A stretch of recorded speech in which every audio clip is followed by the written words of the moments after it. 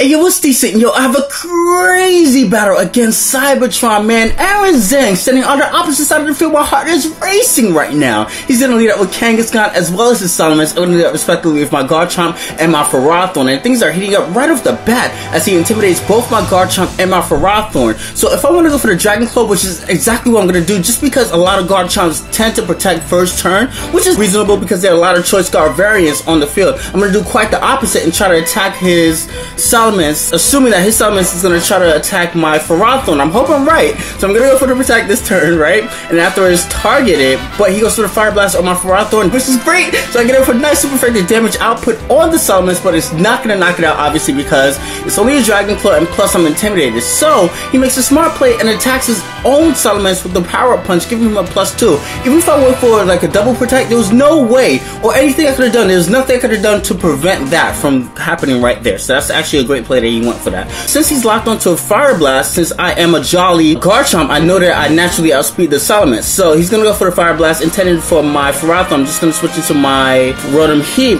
Go for the Dragon Claw just in case he happened to like switch out into a Azumarill, assuming that he does pack a Azumarill. But he makes an odd play at first. It seemed odd at first, but it was actually pretty smart because it goes in accordance to what I have on the field. Say for instance, if I have Ferrothorn still in the field, Fire Blast did happen to miss his target, and Ferrothorn is out in play. What that allows him to do by killing off his own Mets would switch accordingly, make it switch according to what I have currently out on the field. So let's say if I have Ferrothorn, that makes me entitled to think that he has Talonflame waiting in the back lanes for me. So now because he gets that switch initiative, since I have the Rotom Heat out into play, there's no way I could have prevented that Azumarill from getting off the belly drum. So I'm looking like crap heat right now, man. So I gotta switch out. I have to save this for a little bit later on because I do have a hunch that he has a Talonflame waiting in the back wings for me. I'm gonna switch out to Ferrothorn. I should actually went for the protect on my Garchomp, knowing full well that he was gonna try to target it.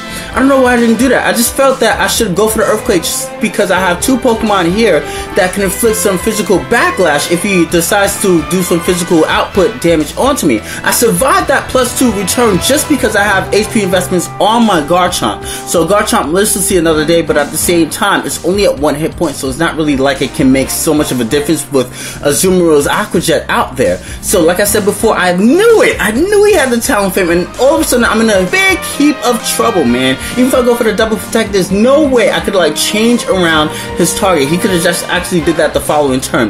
And Ferrothorn is in a big heap of trouble if he does have the Flare Blitz, which he does show me. My own Talonflame does not even pack Flare Blitz. It packs Will-O-Wisp, but that's another story or whatever. But in this case scenario, my Ferrothorn bites the dust, and there's nothing I could do. Azumarill is the biggest problem I have right now. And in this case scenario right now, I wish I would have had the King Shield. This is actually a Y-Guard Aegislash. So in order for me to win the game at this point, I would have had to have King Shield. I would have had to have gotten it twice also. Protect the first time with the Rotom and King Shield so that the Talonflame's attack power would drop by 2 stages. Then afterwards, I would assume that his Azumarill will protect, predicting me to go for the Shadow Ball and or an attacking move on the Azumarill so it doesn't threaten my Rotom. And I'll use that turn, kill off the Talonflame, and then afterwards, I will have 2 Pokemon out in the field in order for that to happen. So that was my win condition there. Kind of a tall tale, but in a sense, I definitely had a lot of fun. Great game. There was no way I could have won because I don't have the King Shield to back me up, and that percentage is out the window. Peace. What you doing?